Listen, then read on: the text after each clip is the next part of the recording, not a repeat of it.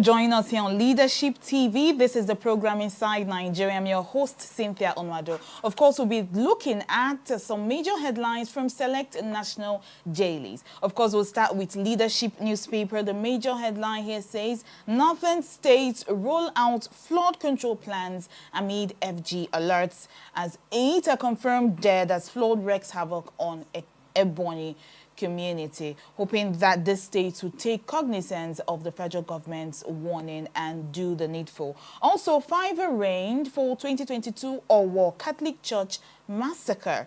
That's on our page 2. Of course, federal government pays 5.12 billion naira pension arrears to 90,689 retirees. Borno residents flee to Cameroon as Boko Haram kills soldiers, abducts school girls. Also, MT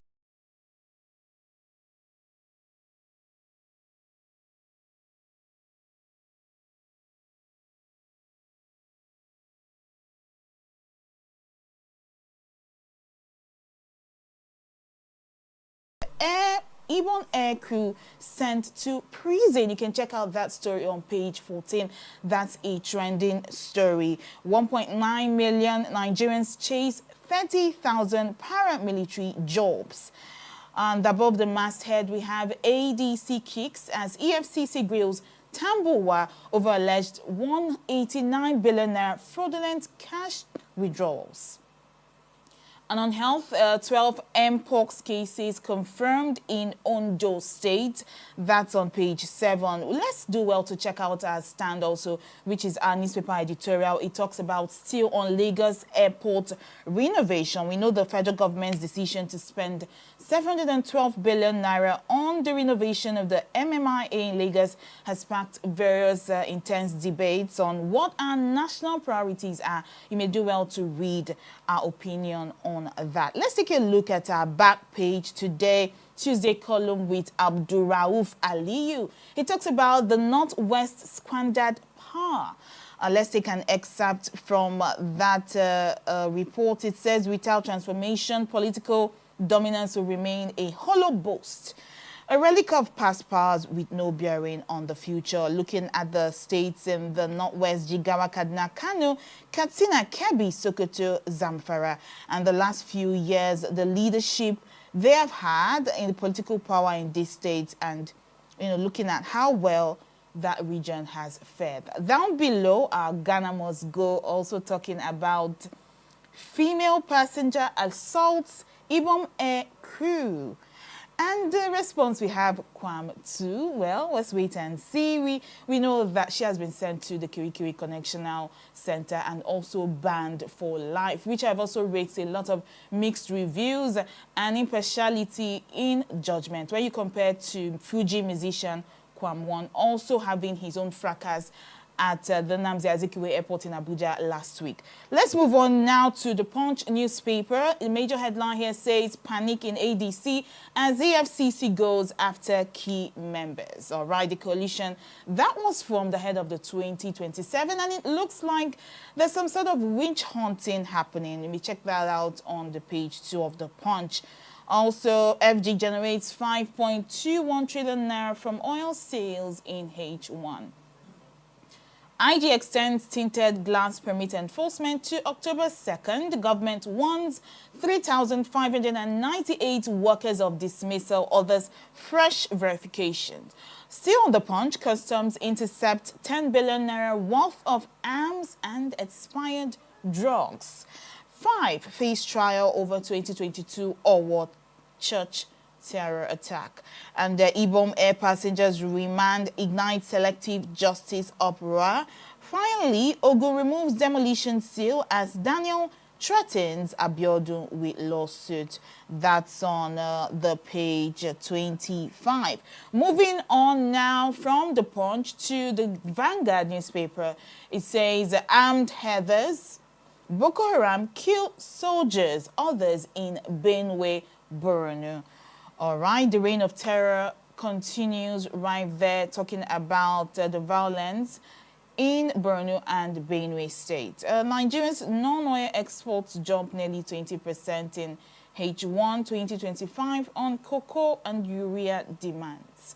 Quam One value jet saga, industry divided over suspension of pilots. Hunger, poverty beyond mere statistics in Nigeria, Obi.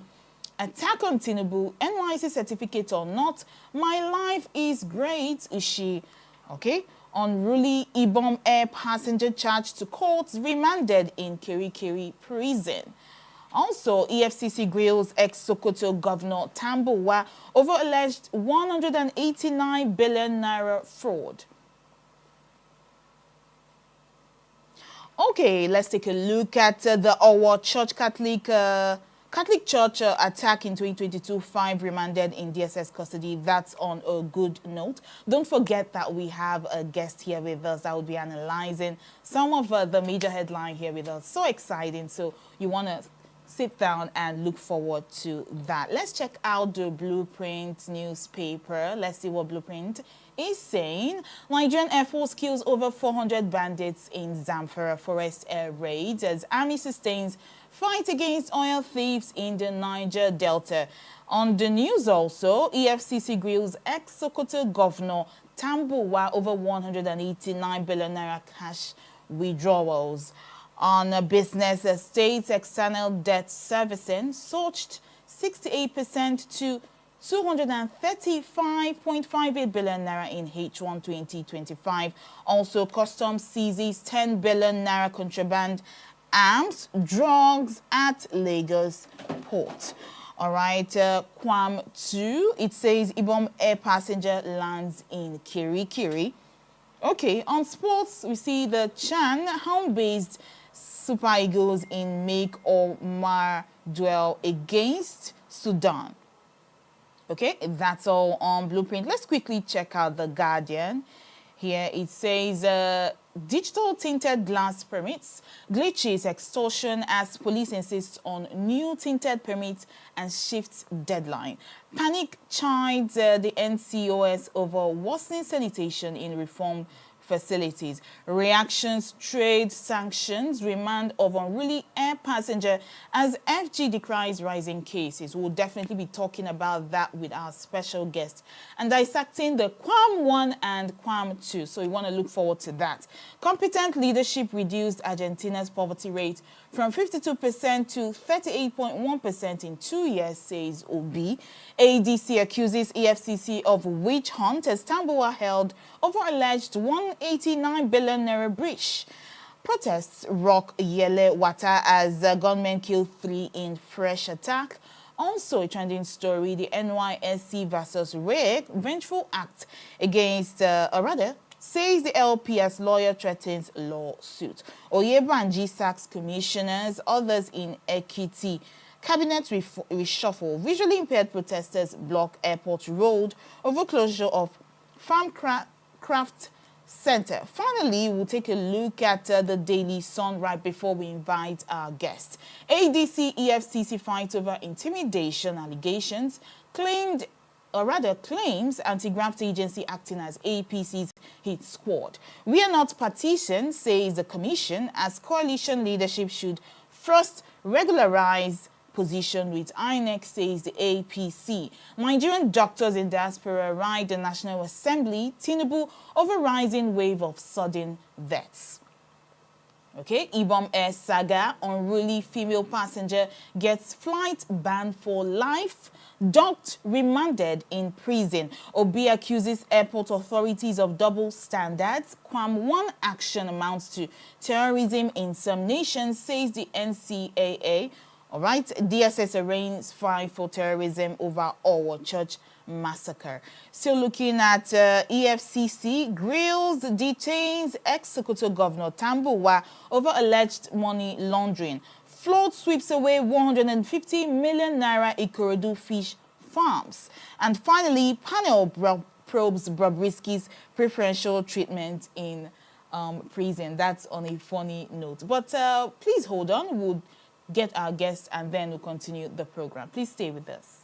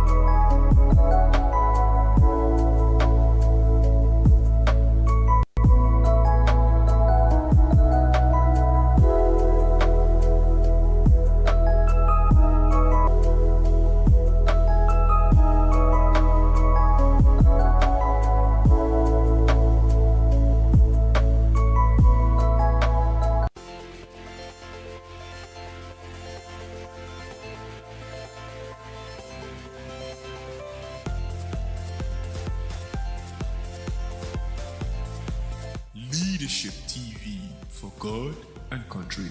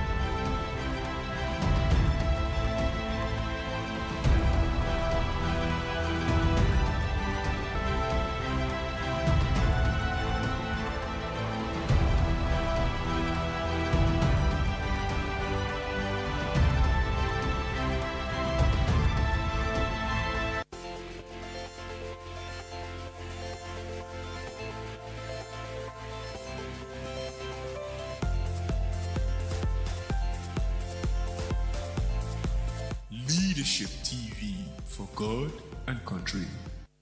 Thanks for joining us here on Leadership TV. Don't forget you're still watching Inside Nigeria, where we'll be dissecting the trending stories on our select national dailies. And of course, we have our special guest, who is a public affairs analyst, Benedict Agunloye. Thanks for joining me this morning.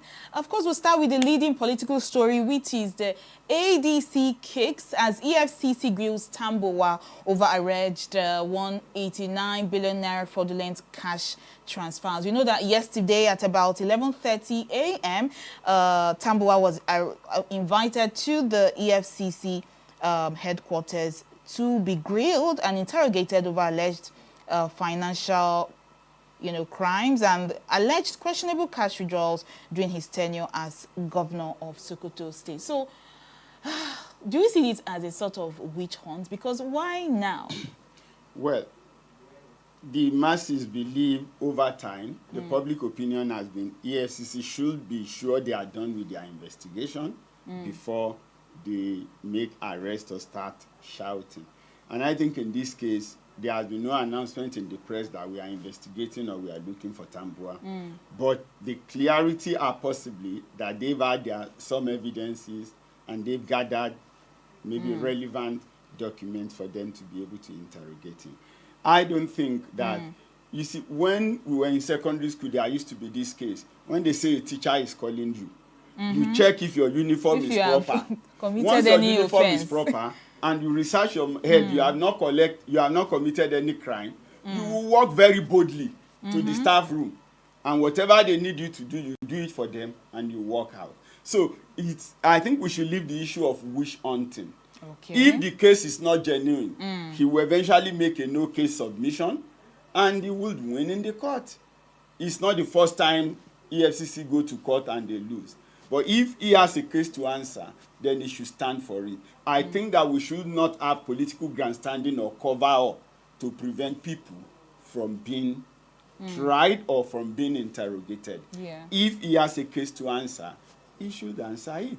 If they say withdrawals are questionable, and he has explanation as to why he has to go through that.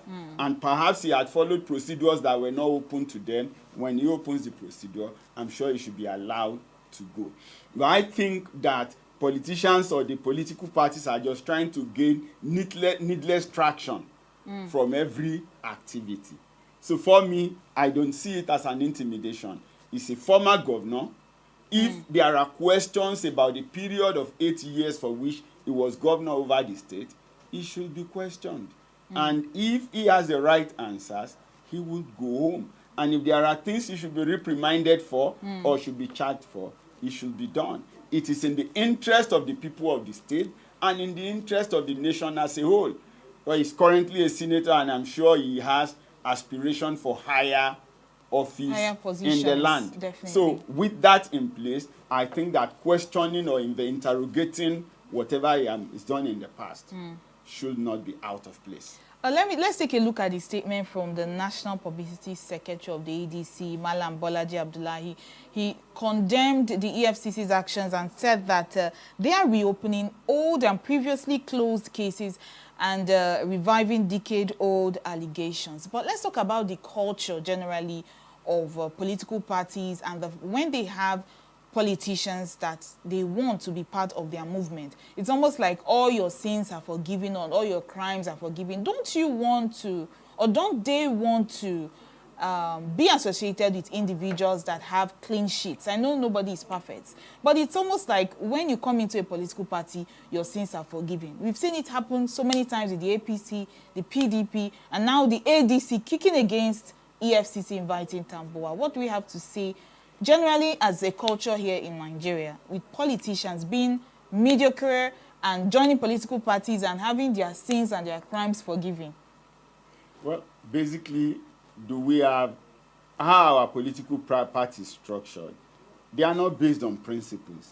They are not based on ideologies. Okay. They are based on what we can get. I think, what's the name of that late man now? The civilian general of Ibadan, Lamidi Adedibu. Lamidi Adedibu call it Begiri and Amala politics. Fayose call it stomach infrastructure. Whichever way the two Ibadan street people will call it. But Fayose is also, even though he's an Ekiti man, grew up maybe some part of his life around the Ibadan area. So if you look at it from that point, if it pays me, I follow. If it doesn't, I look. So every time you're looking for where to get the bread, and once you have the bread, if they don't have butter, you are going out to look for where to get butter, so that you put it and then you can eat. So when you take them on that platform, then it becomes difficult for politicians in their class to be objective. And so the question we are asking is that of objectivity. They say this man has offended, take him to court. It's that simple. If he is found guilty, so be it. If he is innocent, then he is set free. But the issue of trying to prevent people from being questioned or being tried, I don't think is good enough for us. And talking about decades-old wound, no. If money had been misappropriated, has to be accounted for. Were there at Even the time 100 years should be later. called back to account for it if they are still alive. It's as simple as that. And if you have committed a crime or you have committed an offense or you have done what is wrong, I think that we should bring it to the fore. We should not celebrate failures. We should not celebrate breaches. We should not celebrate brigandage. So nobody is saying EFCC should do this, but if you have been charged, go and answer for it. Definitely. And if you are innocent, nobody can make you guilty. Yeah, definitely. Let's move on now also to another trending story. Of course, we'll call it Kwam 2 because throughout last week we had the back and forth with the Fuji musician Ayinde Marshall and the fracas trying to a value jet plane from moving. And this week also we are getting to see a lady who assaulted an Ibom aircrew member. Of course, she was coming from the Lagos airport, or she was coming to the Lagos airport from Uyo, and she complained about refusal to, the crew member complained about her refusal to switch off her phone. She was said to have, stepped on a fellow passenger and forcefully removed her wigs and her eyeglasses, and in short, there was just a lot of physical assault. But now we are hearing she has been sent to prison and she has been banned for life from flying within Nigeria or internationally. And no, logically, looking at this, does this make sense? Although a lot of people would say that Kwam was not physical. He stood in front of the airplane and tried to stop it and was, you know, screaming with his bottle of water or alleged alcohol. But this lady was physical. So I think that's what the difference is. But are you looking at an imbalance here in terms of punishment? We know Kwam was just suspended for 6 months. Years ago, a British deputy high commissioner in Nigeria, when he got back to the UK, was writing his memo. And then he described us as a classless society. That was an insult. But when you see the way a number of our people behave actually in the public space, you continue to see sense in what he says. For me, I didn't like the statement. For me, I see the statement as an insult on the people. He said we are classless, that all we worship is money. That's so it is. Whether you have money or you don't have money, that's what made the difference with Nigerians. That so basically, but because in their own culture, he said, if you say this thing is meant for the poor, a rich man will not touch it. He won't even go near it. He said, but here, if you say, oh, we are giving this palliative, it is even people who can buy a bag of rice that will be stealing tin of rice others. That should be given to people who cannot afford quarter bag. Whether you see somebody who can afford the bag, he's the one stealing it. So we have this culture of impunity. We have this idea of people not understanding what is nobility. I think in the political debate, was it leading to the Bush Third Republic? There was somebody who always said that, look, anonymity, it's more like a warning to policy formulators. That because once you are recognized as a policy formulator, you find it difficult to do the littlest crime, at least publicly. But you see it in modern time that a policeman in uniform will drive one way. Openly drive one way. You see road safety drive one way. So we have this culture of impunity that has permeated everywhere, where people just believe it's a function of status and symbol. I say that elsewhere, when you say somebody is a secret police, you don't know them. But in Nigeria, if you stand at the roadblock, it won't be long before you see a DSS person ID card. You should be an undercover agent that nobody should know. Nobody should know, yes. But there is this entitlement factor. I have paid for my ticket, so I am entitled. You see the driver, it is my car. You pay, I will stop you where I want to stop. So those entitlement factor and the lack of decorum has eaten deep into the sense of so many of us. And we don't do it just only here. Even in the international space, you see some Nigerians behave in this entitled manner and break the laws in those environments or overstep their privilege boundaries. So it's a call to people that at least, even if you are the biggest man in your house, when you are out there, observe decorum. I still remember on plain issues, somebody, I think it was in a Bible class long ago, was talking about humility and meekness and comportment. And then he said there was the story of that American airline. I can't remember the name of the airline now. He said Muhammad Ali had come in with other passengers. And then he had sat down. Then he was the world champion. So he was Ali the greatest. He come in and he sat down. And then the air hostess came and said, sir, we are about to take off. Please wear your seatbelt. He said Ali looked at the air hostess and said, hey, Superman need no seatbelt. He said, and the air hostess turned back and looked at him and said, sir, Superman need no airplane. That is as simple as that. If you are so super that you don't need a seatbelt, then you actually don't need a plane. So you should not be on board. Okay. And the story was that Ali kept quiet and quietly put the seatbelt. And that ended that conversation. So if you are so big that you can't turn off your phone, you can't do this, you can't do that, you possibly don't need to fly a commercial plane. But we know that these two people committed a criminal offense. We are not trying to gauge whose sin is higher than the other. But does she deserve the prison sentence? Does she deserve being banned for life? Well, I think the rule for indecorum is possibly a 2 years jail term. There is actually a jail term for that offense in our law. It's about 2 years. That's what he should do in prison. So if they decide to hold him, I think that will be okay. But the hurried banning for life, I wouldn't really know what investigation or what has been come carried out to the before that was airspace. done. But like we stated, if you have done, it's possibly just been done to be a deterrent to others. To the but future. basically, we need that something has been done that is in decorum. And we need to plan ways by which we should handle things better. So from NCAA to FAN to the aviation community, I think there is the need for how things should better be done. But to the public as a whole, I think there is the need to comport and conduct ourselves responsibly in every space that we might find ourselves.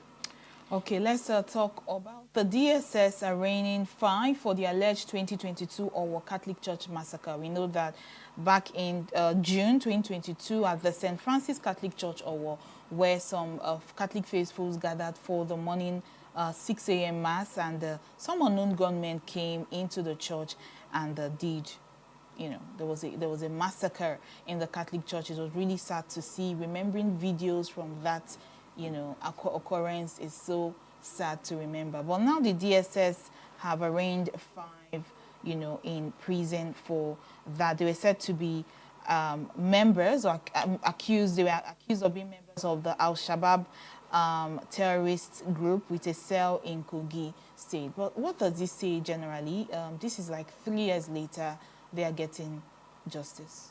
What do you say about? What do you think? Number one, I think 2 or 3 days ago, somebody actually asked me that is it that the case has been buried. I said I knew some people were arrested. I wouldn't know what the level where the investigation is. So I think it's reassuring for a lot of people that finally some people are being presented in court to be tried for that crime, which is an evidence to say that the crime had not been forgotten. But we also hope that build up to the event, a number of factors that were responsible will possibly be put in the public space to help people in the environment in the future to work to prevent such from happening. Because definitely they have moved in from Kogi to within Ose local government before they come into our town. We know, yes, they are neighboring environment, but we are talking of a space of over 100 kilometers.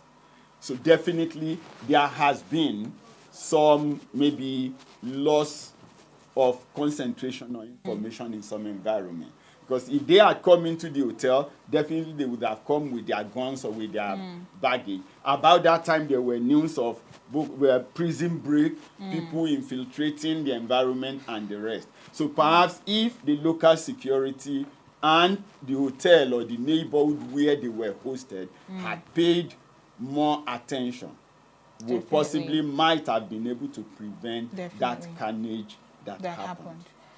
Okay, let's talk a bit about the news that we received.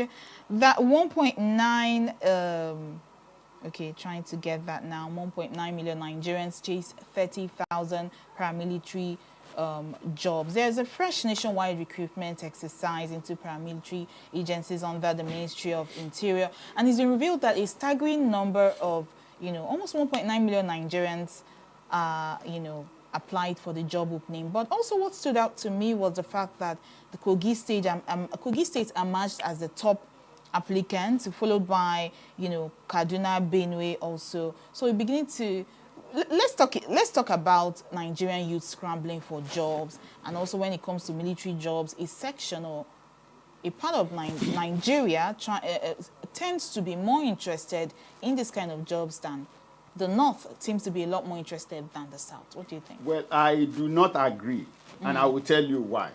Number one, when you talk about maybe population by region, they've actually got more younger people than the South. A lot of people also in the South spend more time in school. You see Southern children now who finish their first degree, they want to do their master. Some children are finishing their PhD now before they come for NYSC, especially those schooling abroad. So it's almost like 10 years attending different schools. So there is a gap between when they are ready to go for job and when the other guys are ready. But even from the statistics that have been shown till date, every state in Nigeria, if you divide the 30,000 by the number of states, every state in Nigeria have had application that exceed the quota that you can allocate That was to allocated. them. Okay. So again, if we are in the south and we think that, okay, 10 people from your village that has applied, you may not really want to apply because you see it as wasting your time and money. Because in the end, maybe they will take only one person. Why do I want to join in pursuing what I may not get? So the level of assurances and the fact that some people have the fact that this thing is lopsided, it's never going to be free. These are some jobs in the south are considered family job. So if you don't have an elder brother or an uncle in the DSS, people already have jobs waiting for them before they leave school. No, it's not that they have jobs waiting for them. It is that you look at it as if it's the military. These are the people who owns it. So you actually don't want to waste your time because that family in your village has a general. That one has another general. That one has police commissioner. So you know that in the end, when the chiefs are down, they may be the one that will be favored. So why do you actually want to do the needless So there's that mental so there is that gymnastics mental going on.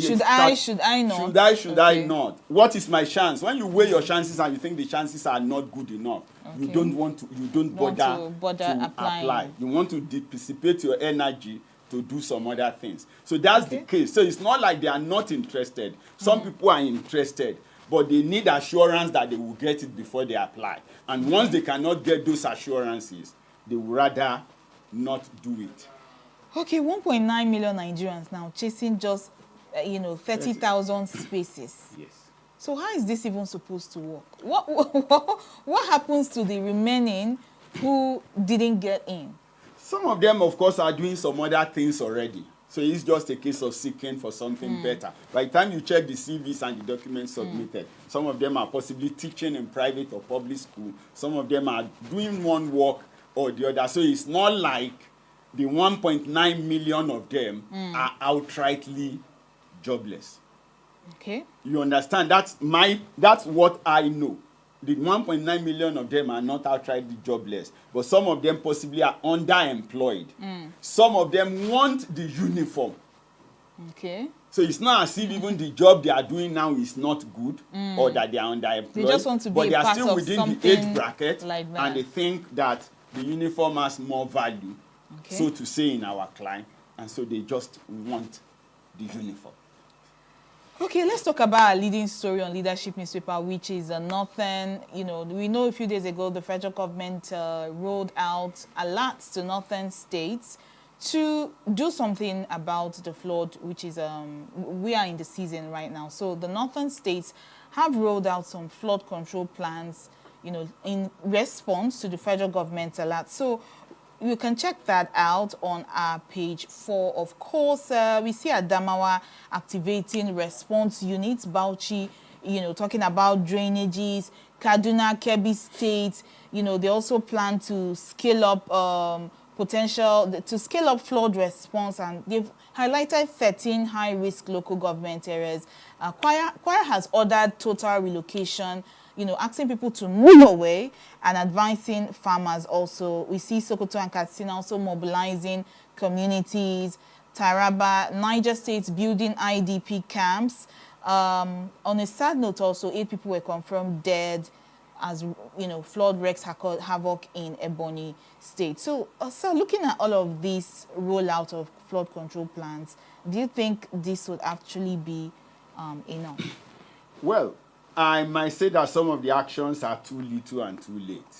Okay. Before the rain comes in, is when you should have done the silting of the waterways, so that when the water will come, the water will not be hindered and it will be able to pass. But the reality is that when the dry season is there, you see people putting up construction and doing things containing the water. I'm surprised that so much noise is not made about the FCT. Abuja water does not go out of Abuja, but every day you see people reducing, sand filling and reducing the waterways. For every land you take away from the waterways, somebody in the lowland of the city, in Lugbe, in Biagi, in Kubwa, will definitely pay for that. So we are doing, in my opinion, too little, too late. But of course, like emergency preparedness, the emergency response permits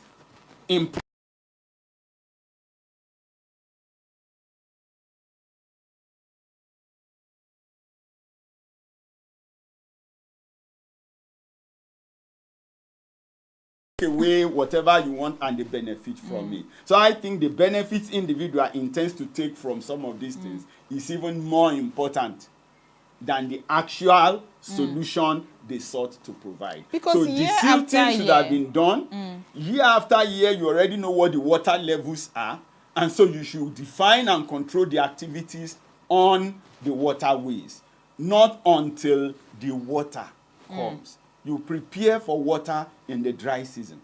Okay. That's when you should clear the track. And at that time, clearing the waterways and the rest is much easier because you can drive your tractor, you can drive your caterpillar close by, and they will not be sinking. By now, everywhere is soft. So even clearing the waterways is more difficult now than it should have been if it was done in March or April. And yes, when you talk about emergency preparation, building IDP camps and the rest, I think that it's not out of place to have such preparation in an environment where you know it is inevitable that the water will come. But of course, going also forward, there should be a measure. As a nation, we don't believe in insurance generally, and then you won't even actually find anything called flood insurance in our policy. But when you check our laws, from the 60s to the 70s to the 80s, we've always been coming up with flood insurance policy. The documents are there, but I've never seen it put